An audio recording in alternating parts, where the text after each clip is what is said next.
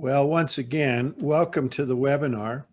I'm Joe Folkman, and I'm glad to be on this webinar with my good friend and colleague, Jack Zenger. Jack, how are you today?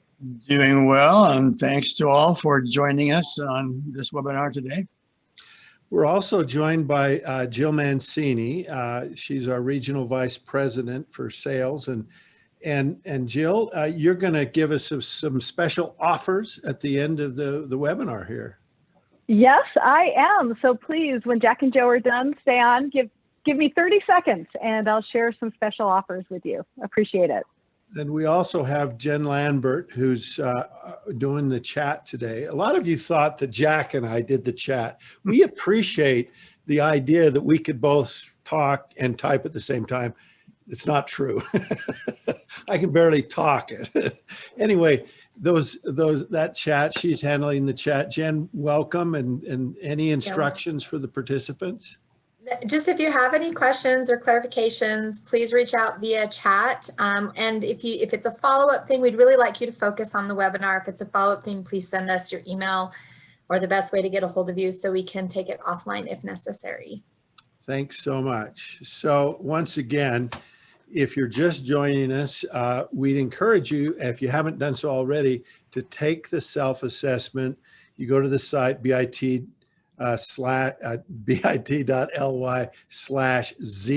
agility, lowercase, and it only takes about 10 minutes, but it's very insightful. It give you some insights into your behavior and your preferences for different things. And by the way, if you've already done it and you can't find the email that comes back, check your junk email box, because oftentimes that's where that goes.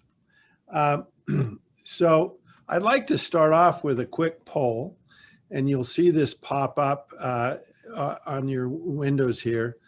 And the question is, how did you and your organization react to the changes required in the pandemic? And oh my gosh, we have had some practice on agility, haven't we, Jack? I mean, boy, we all learned a lot in this process. So were you quick and adapted with no major problems? Did it take you longer than expected? Or were many employees still struggling with adapting to this new environment? So respond if you can, and we'd love to get your feedback on this. What's your sense here, Jack? What's your guess as to what people are going to say? I will guess that about half will say it took us a little longer than we expected, and the other half will say, number one, we quickly adapted, but that remains to be seen. So yeah. We'll see. I was talking with one of our clients this week, and Terry, show us the results on that. Yeah, about 55% say that it was a quick process. And, you know, one of our clients this week told me that they went from 5% of their workforce working remotely to 95%, and they did it in 30 days. You know, that was kind of the process. There's some other issues that popped up along the way, and that's what we found too. We went virtual very quick in terms of moving out of our office, but then we also realized that our training needed to be done virtually, and so that took us a little bit longer, didn't it? All right. Well, let's continue here, and the objectives of the the webinar today. Jack, you go ahead. You bet. So we have several objectives for this session today. We hope it provides for you a kind of a micro learning experience. We do want to present some supporting research that we have done over the past months. You will receive your individual results from the agility self-assessment. We want to share with you some insights that we think we have about how individuals can improve their agility. And finally, we hope we can provide you some tools and some general guidance that will encourage each one of us to identify some area for improvement. So we have several objectives. What is agility? What is this thing that we've heard a lot of talk about in months lately? Our definition of agility would include maybe two important elements. One is that it's the capacity to consistently adopt or adapt to new circumstances and needs, which means you begin with an understanding of the need for change, and then it's followed by your being flexible enough to change your behavior. So it's both of those things, both understanding the need for change and then your ability to kind of flex and accommodate new circumstances. Yeah, and that second part's the hard part, right? Yeah, well, for some people, the first part is hard too. Okay. We're fans of the McKinsey and Company, and this is a quotation from one of their publications. And let's just kind of quickly go through it together. What lies ahead is not a sudden robot takeover, but a period of ongoing and perhaps accelerated change in how work is organized and the mix of jobs in the economy. Even as some jobs decline, the economy will continue to create others, and technologies themselves will give rise to new occupations. And finally, this concluding observation: all workers will need to adapt as machines take over some routine and some physical tasks. But as demand grows for work involving socio-emotional, creative, technological, and higher cognitive skills. We think that's a great summary of the future of work by McKinsey. I'm ready for the robot to start cleaning my house. That'd be great. Right. So, here's another poll, and I'm just curious about what your expectation is. How much do you expect your job to change in the future? Small change, moderate change, or a significant change? And, there's some interesting data on this, but, we'll see what come out of this. The fascinating thing I read in an article was that a lot of people expect other jobs to change a lot, but their job, they don't expect to change so much. So let's see the results on that. Okay, so some of you say small change, about 9% is all, but the most people moderate change, and a fairly large chunk of significant change. And the reality is we don't know. We're not sure what'll happen, but it'll be interesting. I was reading some journals from my father, where he talked about when he was a young man, he would go out in the morning at 5 o'clock. He would round up 21 horses and he would get them down to the corral where he'd start to harness them. And what they did is they created 3 teams of 7 horses that would plow. And I just think about that and how hard that was. I mean, just to gather the horses together was hard. And then I'm imagining trying to sort of control 7 horses at once. And it was really amazing to me that he did that. Now, in his lifetime, he went from plowing with 7 horses to plowing with a tractor. By the way, I think plowing with a tractor was fairly easy, much easier until the tractor broke. And then it became really complex. But that was my father's transition in his lifetime. And, we all recognize that in the past, there was a huge shift in how work was done.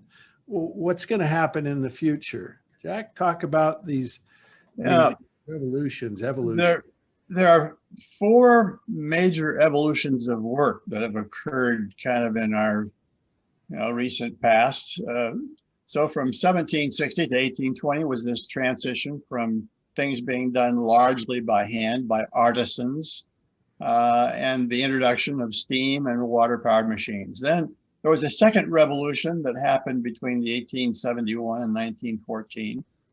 And this was the technology revolution with railroads and telegraphs, the coming of electricity, electric lights, and certainly the advent of the modern production line and what Ford did and other people to make manufacturing more efficient. The third revolution is one that I was kind of around to kind of watch, the whole digital revolution, the advent of computers, the advent of communications technology, supercomputers. And then the one that we've been living in, and it takes us right up to the present, which is a new industrial revolution. This one combines hardware, software, and now finally biology.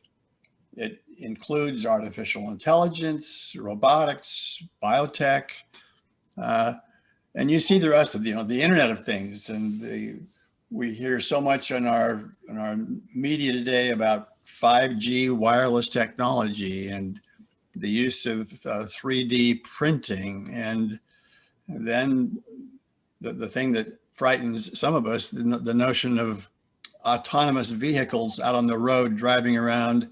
But what a change, what a dramatic change from where we were just, a decade ago. The design principles that underlie this fourth industrial revolution are interesting. The major elements seem to be that things are interconnected, that there's this linkage between machines and the devices and sensors and the people that are using them. There is, secondly, this notion of information transparency. Everyone has comprehensive information that enables them to make decisions, and virtually anyone can collect immense amount of data. The third design principle is that that technology can assist us in decision making and problem solving. It won't do that for us completely, but it will certainly assist us in that. And the last design principle is that decisions will become increasingly decentralized. People who are in different locations, different subsets of a population, rather than one central decision-making body or person, decisions will be dispersed out into the various locations or other kind of demographics. Jack, do you feel like the pandemic sped up this fourth industrial revolution a lot, that we started doing things differently because of that? I think it did. I think certainly as people began working from home, it forced a different kind of both self-discipline and a different kind of decision-making process for what happens with people day to day. So I think it really did accelerate, particularly this decentralized decisions and the use of information that's available to everyone. Yeah, and people communicating, they couldn't go out and talk to people. They had to communicate through these devices, and that was interesting. Anyway. There's this comment that we often hear about people who are, resistant to change being, are you a Luddite? So for those of you not familiar with that term, there was a group back in the early 1800s. They were textile workers in Nottingham, England, and they banded together, part of a secret oath to destroy textile machinery. And they were doing that in order to kind of preserve their jobs. They became known as Luddites, and that's a term we now associate with anyone who is overtly either skeptical about new technology or out to destroy it. I think those people are in the minority, but we still see a few of those in many organizations. And when you accuse someone of being a Luddite, in many cases, it's probably more kind to say maybe they lack foresight.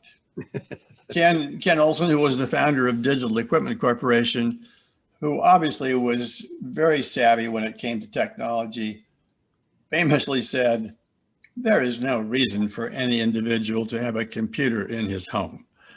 And clearly he lived to regret that comment. But Luddites can be either just lacking foresight, or they can be genuinely resistant to any new technology.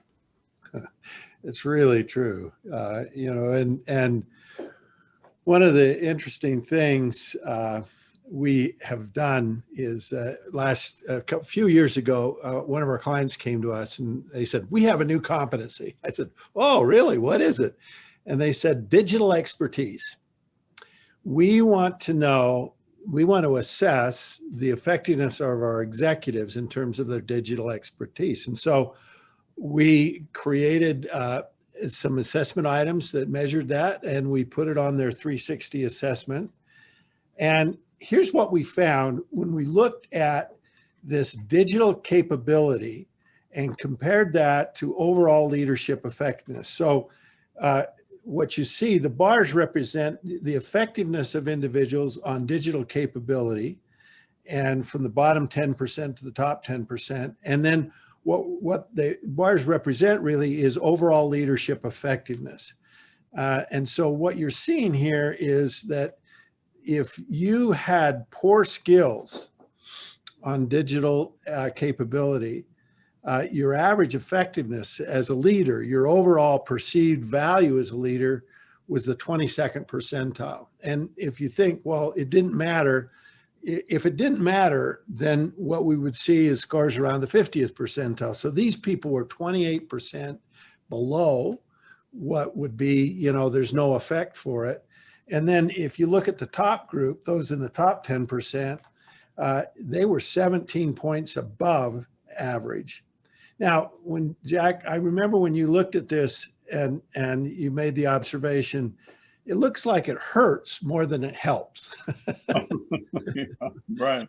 That the lack of the skill drove down your overall perceived value as an executive. It drove it down by 28 points, but having the skill didn't actually kind of increase it as much. And so that observation that sort of being a little bit of a Luddite here, it really hurts you and can negatively affect you. We also looked at age groups, and we looked at people who were above average in terms of digital technology. And this particular graph will come as a surprise to no one because it basically says that those up to 30 or younger, 100% were above average. And then down to the 61 to 70, where only 22% were above average in terms of their expertise. So it was older people that struggled with the digital technology there. So I can vouch for that, by the way, Joe. As an 89-year-old, I can vouch for the validity of that chart. Well, and we're seeing this right now where the older generation is trying to sign up for, for the shots. And boy, they have to get online and do some funny things to do it. There's a couple of things that affect our willingness to change. And, we have kind of Newton's first law of motion, which states that once objects start in motion, they'll remain in motion. I remember, Jack, when we moved offices a little over a year ago, and Friday night I left the office, our old office. I went home, and on Monday morning I got in my car, and guess what I did? I drove back to the parking lot in our old office. Right.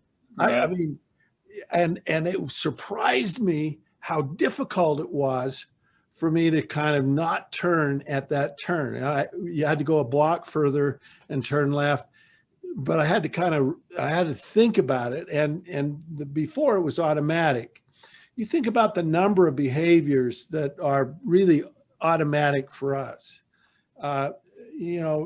I've been reading Daniel Kahneman's book, Thinking Fast and Thinking Slow. And he talks about these two behaviors, which he calls system 1 and system 2. And system 1 are these automatic behaviors. You know, we just do them automatically. And for most people, driving is kind of an automatic behavior. We can talk and drive. But he noticed that when people can talk and drive, but when they are doing something complex, when traffic gets bad, or when they're having to make a difficult turn, or when they're parallel parking, they'll stop talking. Because you kind of have to kind of put more resources into it. The thing that Kahneman found is that new behaviors require additional effort, right? And to change requires additional effort. And that's why it's difficult for most of us to do it. Another thing that's interesting is this plan continuation bias. And this is the idea that once you create a plan, you keep doing it. And what they noticed is that pilots on airplanes, if they got into bad weather conditions, they tended to take a lot of risks just to land, just to get into that airport, because, you know, once you make a plan, you want to follow it. These are some of the things that keep us from being as agile as we want to be. Again, this inertia and this plan continuation bias. So the question comes up, can an organization be agile if its employees are not agile? We believe that employees are co-creators of agile organizations. It is true that while it's more than just a sum of the parts, adding together all the employees' agility, it is true that the company can then provide a culture that truly reinforces agile behavior.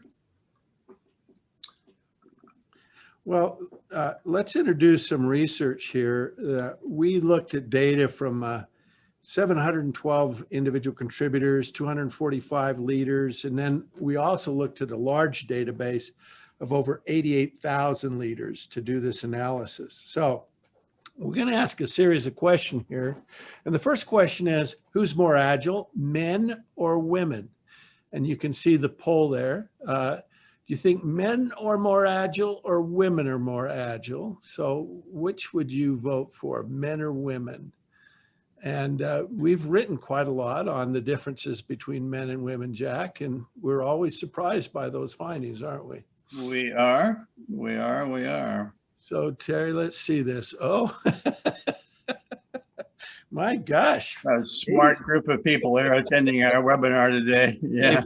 They've read our research evidently, but you're right. You know, we find in our data that women are at the 55th percentile, 5 points above average, and men are 4 points below average. So women tend to be a little more agile. So second question is, which age group is more agile? Younger, middle-aged, or older?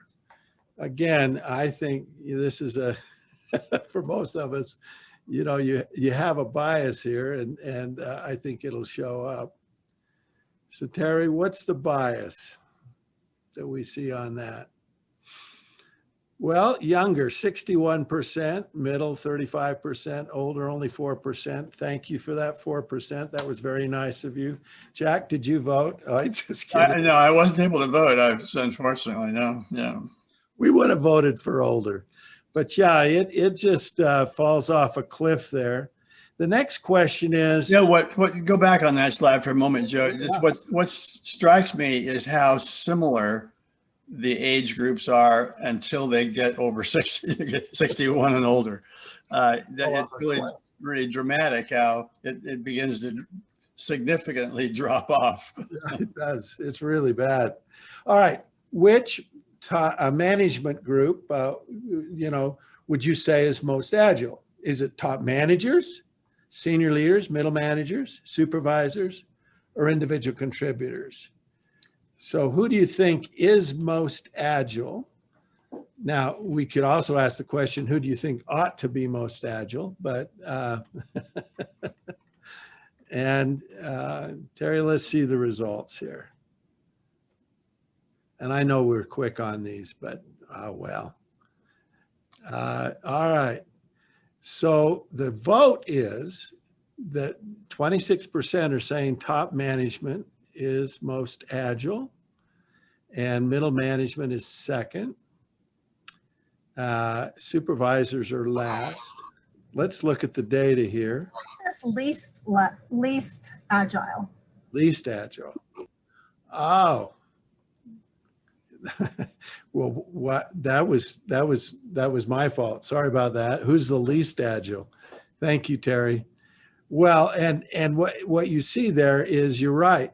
Top management is the least agile, but they tend to be older also. But you know, the individual contributors and supervisors, middle managers, senior leaders, you can see the scores there on those. Wow. Thank you for that. All right.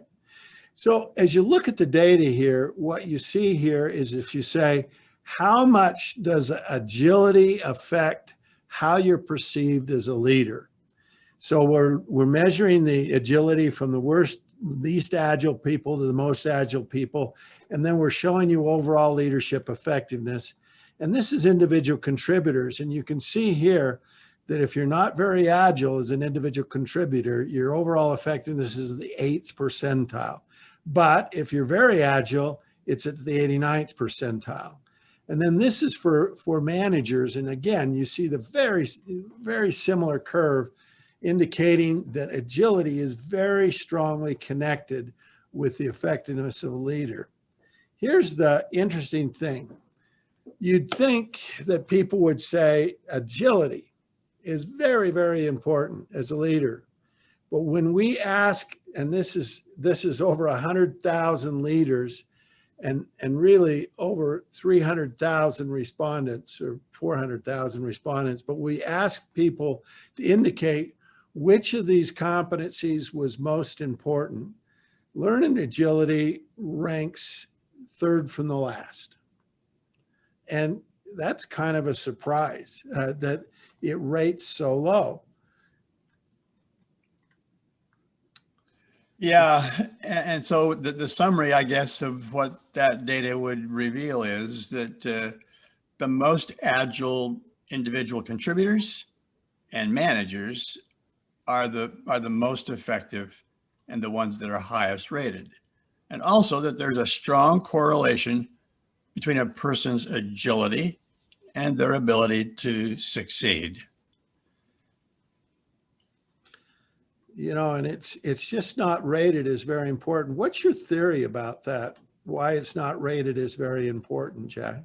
You know, I think that the notion of agility has not been one that we've talked about a lot for the last, decade or so. It's a concept, an idea that's only become sort of top of mind in the last, I'd say, five years. But the notion of behavioral flexibility, as I think back to my research days as a young graduate student at UCLA back in the 1950s, we talked about the importance of social sensitivity and behavioral flexibility, but it really hasn't ever been researched very well. And so I think that may be one issue. Maybe people have been driven on the notion of just producing better results and have not realized how agility was connected to that ability to be productive. And maybe it's also that maybe things were more placid, more pacific. There's been a more of a calmness over the past few decades until just, in the last 10 years, we've seen more dramatic changes. And then of course the pandemic comes and we see very, very, kind of dramatic, draconian kinds of changes happening. In other words, people know how to do their job. They just needed to execute. What's happened is that jobs changed. We needed a new set of skills. And that's sort of a recent thing. I love that explanation. So what can people do to be more agile? If just on the face of it, you'd say, well, they should study skills, from other fields. They should kind of volunteer for projects that get them out of their comfort zone. They should attempt to kind of learn some new skill every year. I've got a friend that kind of does that as a matter of course. Our research would suggest that there may be some other things, though, that there may be some things that are more helpful. So we looked at over 1 million raters as they were looking at about 125,000 leaders and individual contributors to find what did they see about the behaviors that enable this thing we call agility. And there were 4 of them that kind of stood out. And these 4 were the ability to kind of first listen and learn, the ability to kind of stretch yourself in a deliberate kind of way. The third was being kind of positive and optimistic about life in general and about your work specifically. And finally, this ability to be reflective and to look inside and to be objective about yourself, and this whole quality of having higher levels of self-honesty. Let's talk a little bit about listen and learn. This first one is an interesting one. We would define it as the extent to which an individual is open to learning and listening and respecting the opinion of other people. And the behaviors that we think are important are things like developing the habit of asking for and giving honest feedback. Secondly, the awareness of how your personal actions impact the people who are around you. And third, this willingness to actively seek new and diverse ideas. I remember many years ago when I was doing some work at Bell Labs, one of the key executives there said that one of his grown-up children had said to him, "You know, Dad, you're getting pretty stuck in your ways." And so he subscribed to the Rolling Stones magazine for his father as a way of helping him kind of break out of his rut. And I think it's that kind of willingness to seek new sources of information and get out of listening to the same media all the time. The second one, stretch yourself, is interesting because as I talk to people and I'd say, what would you really like to do right now? What sounds great to you? What sounds kind of fun and fascinating and interesting? And most people go, I'm thinking of a beach, a chair.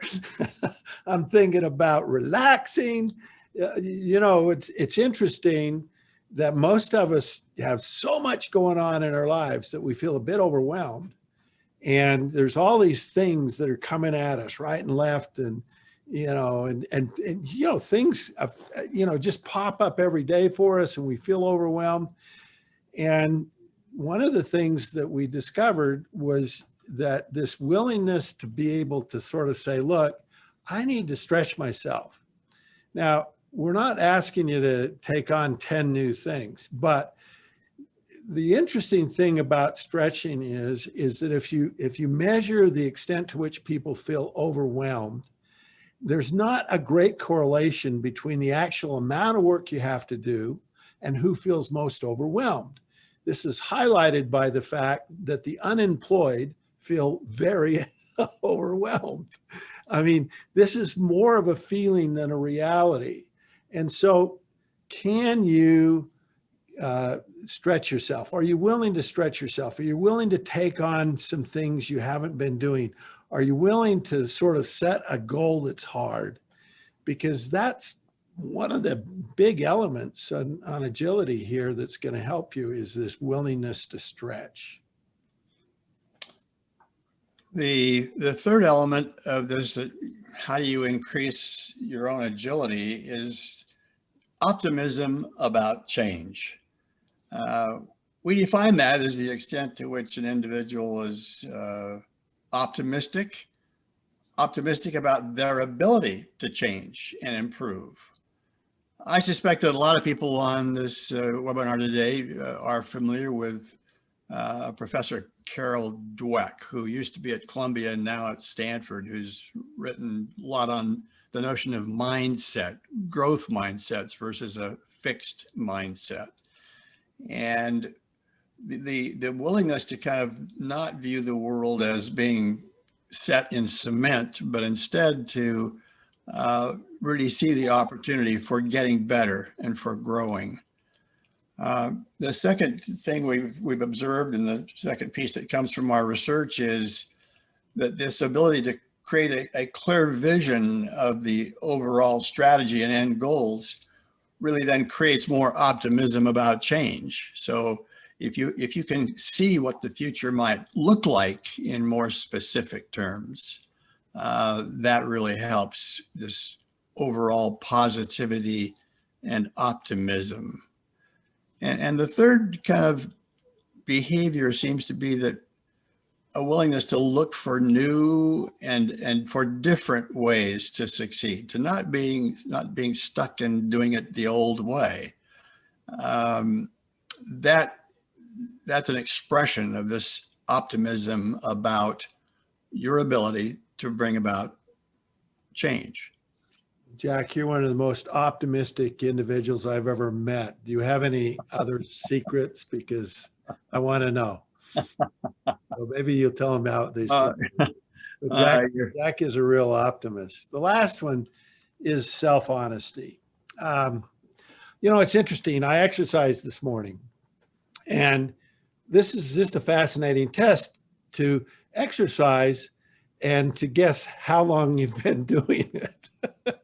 Because it's always amazing to me that I do some exercise and I've been doing this forever. And it's like, 5 minutes, I mean, we tend to kind of, sort of not be totally honest with ourselves. And that's why having a watch and measuring yourself is so helpful. That goes for a lot of things where people don't actually believe some of the feedback they get. They resist getting the feedback. They see other people saying stuff and they defend themselves, getting defensive. You can imagine those kind of behaviors and how that really hurts agility. So being honest with yourself is a critical element here, and the extent to which you are very transparent and say, gee, I didn't do that. I'm not very good at that. And being honest, an honest appraisal of yourself around that is very helpful. So let's talk about how these behaviors impact agility. Now, if you're below average on all 4 of those behaviors, your agility effectiveness is about the 22nd percentile. But if you're above average on all 4, you're at the 79th percentile. And what we found on this, and in some of our research, what we say is you don't need to do everything incredibly well. But on this one, we kind of looked at the 4 and we said, gee, there's some interaction between these 4 behaviors. Doing all of those kind of above average really has an impact on your ability to be successful and agile in terms of that. So as you look at your results on your self-assessment, you're going to get a score on this. Now, here's what we find. What we measured you on was preference here. And this is your preference for the different behaviors. We do find there's a correlation between preference and performance. We find that when you have a low preference, your performance is generally lower. Not always, but the correlations are pretty good that low preference is connoted with lower performance. So this is going to give you a good sense about which one of these skills tends to be, a strong preference and you probably are better at it, and a lower preference and you probably are less effective at that particular one of your 4 capabilities. So as you think about increasing your agility, our research on performance demonstrates that people need to be effective at all of these skills where they have a strong preference. And the lowest preference is likely the least effective skill. So How do you increase your agility? Well, I've been going backwards on the slides here. So, okay, so what we want to talk about is some science around companion behaviors. And we have these linear suggestions, these linear thoughts about how to improve these things. We did some research and we went through thousands of leaders here, and we looked at what leaders with high scores on these 4 characteristics, the things that they did. And so we have 4 suggestions for each one of these that are going to help you think about how you might improve. So Jack, talk about learn and listen. Okay. So the 4 companion behaviors that we found about learning and listening were these. First, people who ask for and then are willing to act on the feedback that they have. There's something pretty remarkable about a manager or leader asking his or her subordinates, peers, even their boss, for specific ideas about how they can improve their performance. It is true that people who give feedback are looked upon more favorably by their colleagues, but the ones who ask for feedback are looked upon even more favorably. It is a mark of real strength, and it's a way that people learn by being better listeners. The second one is that they are willing to kind of give consideration to others, that they reach out to others and treat them with dignity and with great respect. The third one is that this ability to give honest feedback, which particularly emphasizes positive feedback. We often associate the word feedback, unfortunately, with negative messages, with criticism, with people not doing something at all or not doing something well. That's not what feedback is. Feedback is any information about your behavior. And it's very important that leaders give positive approbation, praise, kudos to the people around them. The ability to kind of reach out and ask someone to be an observer, to deliberately seek for someone who will be, just watching and willing to kind of tell you later, how did you do? How were you in this meeting? How were you in that presentation? So those are the kinds of behaviors that seem to be associated with this listening and learning character, set of behaviors. Joe? The second one is this stretching yourself. I remember a few years ago, I was working with Boy Scouts, and I talked to him one day, and we had this meeting, and I talked to him about taking a hike. It was a 45-mile hike to the highest mountain in Utah. And I said, how many of you guys are willing to do this? And they all raised their hand. They're like, yeah, let's do it. Let's hike the tallest mountain in Utah. It's 13,500 feet, and we don't care. And as soon as they did that, I thought, oh my gosh, I got to go with them. That's the problem. But what's interesting about stretching is when you ask others to go above and beyond, it kind of reinforces the fact that you've got to do it. None of us want to fall behind. We want to keep up with others. And it's a simple thing. By asking others to stretch, that helps you stretch. The second thing is looking for energy and inspiration. New work, hard work becomes hard, and you got to think about what's the payoff. What's it going to do? What's the value it creates for others? And again, if you're just in the middle of the work, it's just hard work. It's like being in the middle of an exercise, and it's like, hey, this is really hard. But if you think about the benefit it's going to provide you and all this, so what's the inspiration out of that? The third thing is determination and grit. Bottom line, things are hard, and we got to work through some hard things. So just be determined. And the last thing is recognizing the need.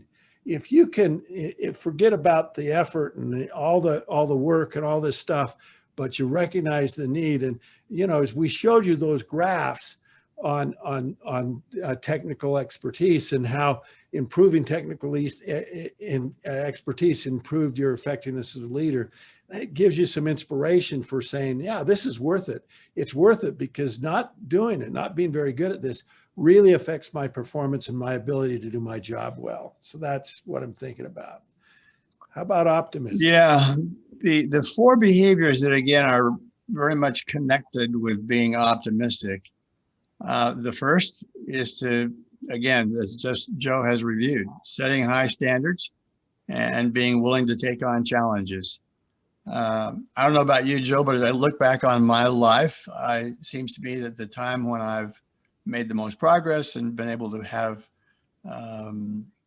be most effective has been when I've deliberately gotten myself out of my comfort zone and taking on a new challenge.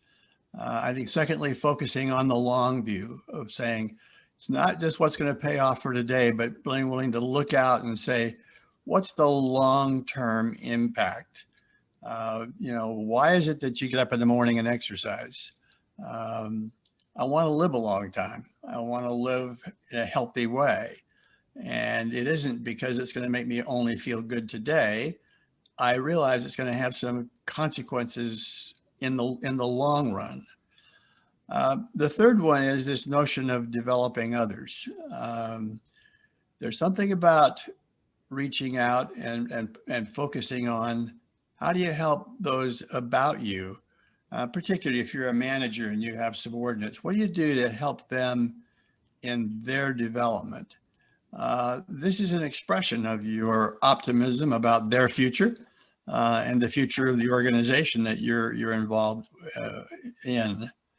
And the fourth is focusing on innovation and collaboration. That optimism is very connected to, I'm willing to try new things because I think they'll work. I'm willing to be, you know, to experiment.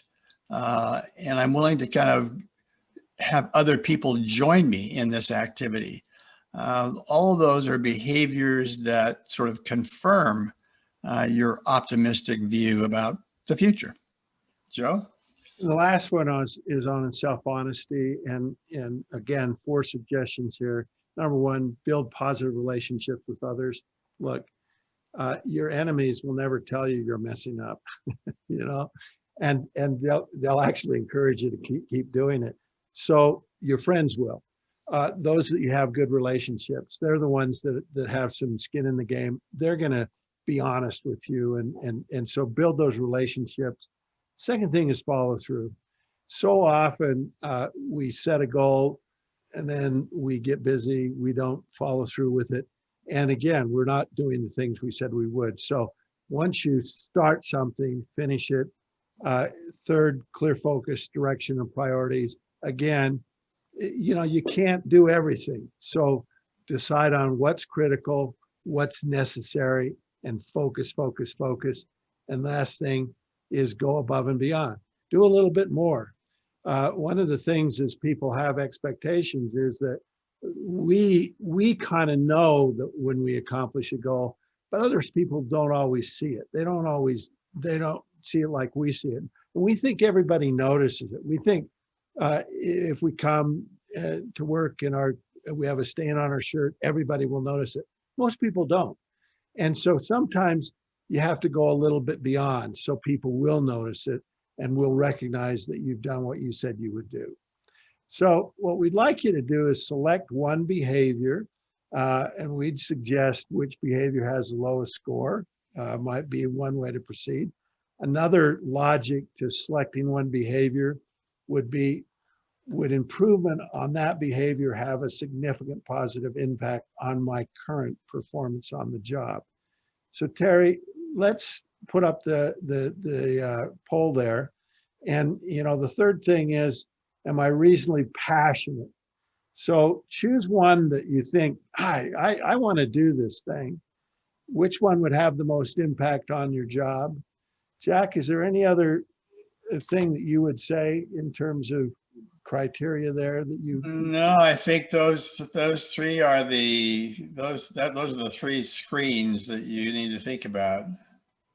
Jack, if you were choosing here, I hope you wouldn't choose be more optimistic, because I don't think it's possible. It would probably be, I need to work on being even more self-honest, I think, or self-honesty. I would choose stretch myself, because I think I'm just, oh my gosh, here's the results. Terry, thank you so much. So number one, stretch yourself. Okay, I got a lot of people like me. Number two, listen and learn. And number three, optimistic, and number four, be self-honest. Gosh, thanks so much. That's really interesting, those four things. Okay, so we have developed for you a agility development guide. And so if you can access this development guide when you complete the exit survey at the end of this webinar. So it contains several specific suggestions about each of these four areas. So you can get the one that pertains to your choice of your development target, and it will provide you with several, we hope, helpful suggestions about what you can do to get better at that. Yeah, Joe? once you choose to change something, it's nice to have that evidence to go along with it. Here's one thing we found in our research. We found there's a correlation between your personal engagement with your job and your agility. And that people who were more engaged, their agility scores were higher. And again, we measured on the self-assessment your personal engagement here. And so we just wanted to mention that your scores are on there. You can compare yourself to our norms based on 450,000 people. So there's a lot of people that we've gathered data on this from, but you can see where your personal engagement is and how engaged you are in your current job. And that, if your engagement's low, we think that being a little more agile will help your engagement go up. And if your engagement high, that usually is an encouragement for you to be more agile. The quotation that you see on the screen is from a woman named Pearl Zhu, who is a noted author on digital matters. She's written a series of 28 books on this subject.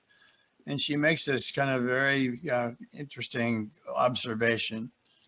Learning agility means to learn, de-learn, which is one of the harder things that we all do, and relearn all the time. And the emphasis is this is just an ongoing process, learning, de-learning, relearning all the time. Well, thank you very much. And Jill, tell us about this special offer that you have. I will. First, let me just thank you both for this fascinating webinar. And it was so interesting to watch the level of engagement and the interesting comments. So please know that Jennifer and I will make sure you get connected to the answers that you're seeking and more information. Please also feel free to reach out to any of us if you want to think about how to approach leadership development, whether it's overall leadership effectiveness or a specific topic like agility, trust, inspiration, diversity, inclusion. Jack and Joe have done a lot of research, and we have lots of experience helping you integrate it into the work that you do. We do have some special offers. If you would like Jack and Joe to present this at your organization, we'd be delighted to, and there's a special offer there for private online delivery. Additionally, if you want to consider the broader spectrum of leadership effectiveness, please join us for a live online Extraordinary Leader Workshop. And there's a special price that's available to you through the link that you will get when you give us your exit feedback. So to get the link to these specials as well as the development guide that Jack and Joe talked about, please go to bit.ly link here, bit.ly/ZF-January, and that link is also going to show up in your chat. We value feedback. It's a gift. Please tell us how this workshop worked for you. Let us know how we can connect with you, and your development guide will be sent to you through that. So thank you for participating. Great topic, great way to spend an afternoon. Appreciate it.